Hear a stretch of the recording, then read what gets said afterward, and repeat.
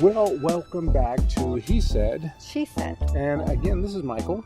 This is Kay. Okay, welcome back. Yeah, thank you for hanging in there with me. Thank you, Michael. Yep.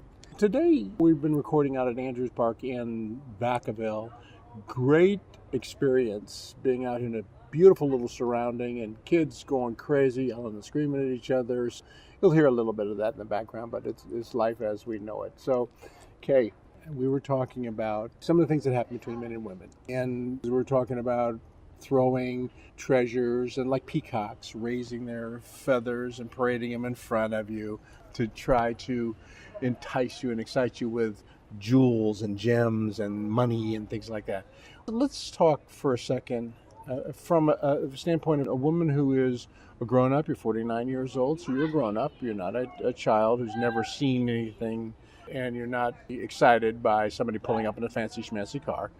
And yet you're in the dating world. You're out there in the world running across people who present themselves as gentlemen, and oftentimes they're not. They're not. They're not. You had mentioned that you have been approached by guys who put the gentleman thing out there, and they say you're beautiful. They want to get to know me, get to know you, and then when you say in your own mind, you say, well, he's not my type. So there's no sense wasting a whole lot of his time. He's just not my type. Yeah.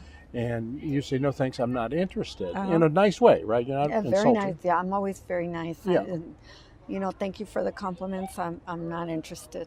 Yeah, and sometimes instead of a person saying, well, great, hey, it was great to talk with you, and that's my loss, things like that. Sometimes guys retort. Yes. With calling people, and I'm going to say it, they call women bitches. Yes. They'll say F you. F you, bitch. Yeah. You're ugly anyways. And you go from 5 minutes ago, I was drop dead gorgeous. Look, I love your hourglass figure. I love your long hair, your big, beautiful brown eyes. Yeah. They go from that to, as soon as I say, thank you for the compliments, I'm not interested, to F you, bitch, you're ugly anyways. Or you ain't all that. You ain't all that. That's a common one. Yes. You ain't all that. Yes. And the funny thing about it is that in relationships, if you're in a relationship with a guy, if you're a woman in a relationship with a guy, or if you're a guy in a relationship with a guy, it doesn't really matter. Yeah. If you're in a relationship with someone, and it's better, it's much more powerful if you love that person and appreciate that person to build them up than to tear them down. Yes. A lot of times in a relationship, a couple will get into a fight and they'll go to tearing each other down, and you can't really recover from that. You can't recover from tearing somebody down. No, you can't. And when I grew up, we didn't cuss, we didn't cuss in our household. My mother never cussed, and my father seldom said anything worse than damn. So I learned that cussing is just not part of our language. Yeah. And when two people get into a fight and they start throwing the MF this and the C word. I never, ever called them names because I knew that the minute I called them even an idiot or you're stupid. Yes, right. No, I would never, because that would tear him apart, and I couldn't recover from that. And I knew that if I wanted to keep the respect of my husband, then I would not call him any names. Right. Never cussing at each other. If I'm wrong, I'm always going to apologize. And I know that when he's wrong, he apologizes. And that's the way that a relationship should be. A mature relationship for sure. Yes. And I think that when you're young, you can't be expected to do that. Yeah. Kids are kids, and they haven't grown up yet. And you may be 25, 30 years old before you're old enough to realize that it is demeaning to put down someone you care about. Because if you care about them, you build them up, don't tear them down. If you're not bred that way and you're sent out into the world to be that person, you have to learn to be that person. Yes. That's a real challenge. Yeah. And usually it comes later in life. In some cases, it doesn't come at all. Yeah. Because there's never a teacher.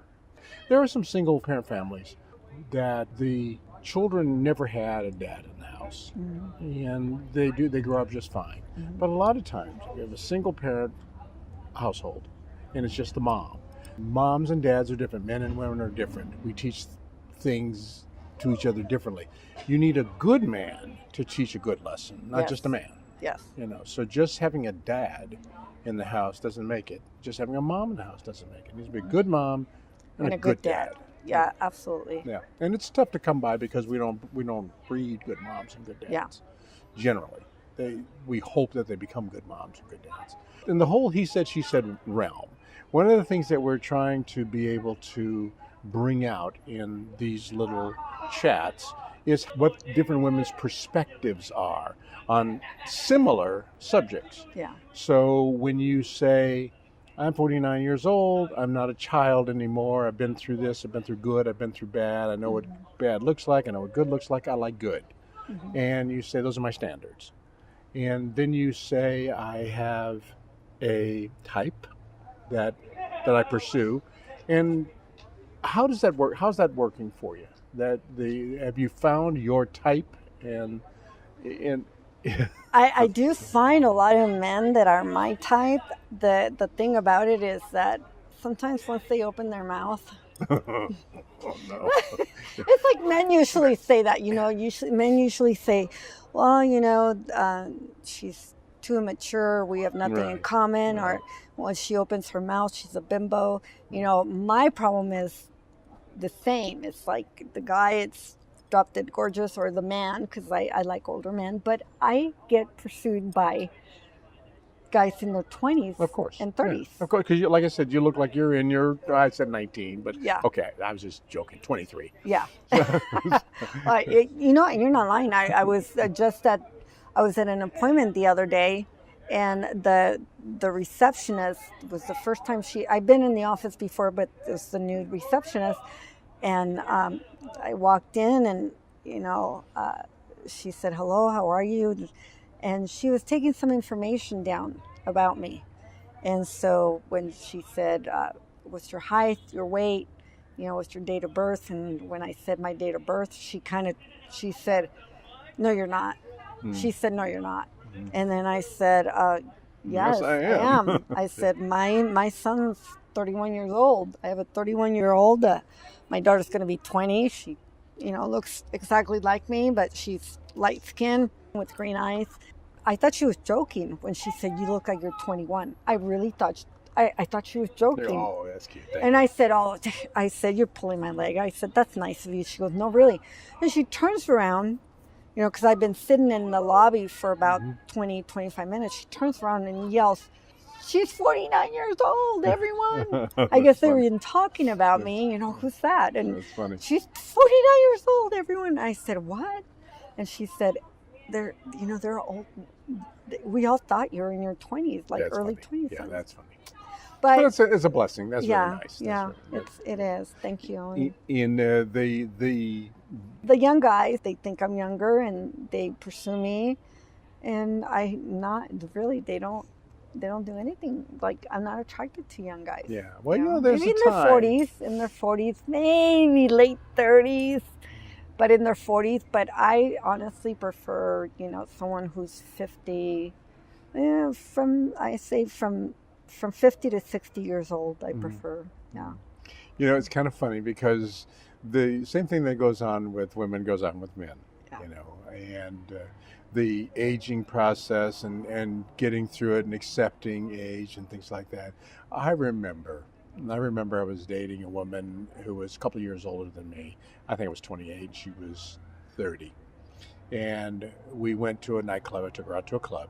And they asked me for ID. I was 28, almost 30 years old. They asked me for ID, but they didn't ask her. And I leaned over and I said, dude, you got to ask her for ID too. I don't look old enough, but she does. That's cold. And he goes, oh yeah, good point. So really, he should have asked us both. Yeah. I mean, that's just, you shouldn't assume that she is old enough, but he isn't. Yeah. And that was funny. And I have friends who are, we've been friends for 30, 40, 50 years. And we talk about aging.